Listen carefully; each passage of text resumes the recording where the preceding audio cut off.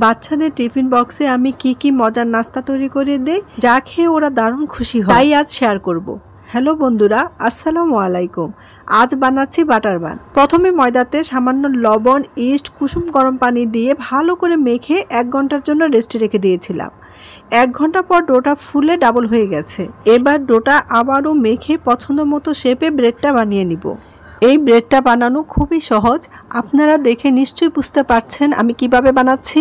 এবার ফেটিয়ে নেওয়া ডিমের কুসুম ব্রাশ করে নিব, এতে করে বানের উপর সুন্দর একটা কালার আসবে। এবার কিছু সাদা তিল ছিটিয়ে দিয়ে ওভেনে 15 মিনিট বেক করে নিব। এই তো হয়ে গেছে। ভিতরে বাটার দিলেই কিন্তু হয়ে যাবে দারুণ মজার বাটার বান।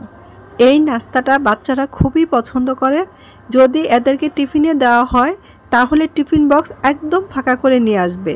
আজকের এই রেসিপিটি কেমন লাগলো অবশ্যই কমেন্ট করে জানাবেন। আজ এখানেই রাখছি। আল্লাহ হাফেজ।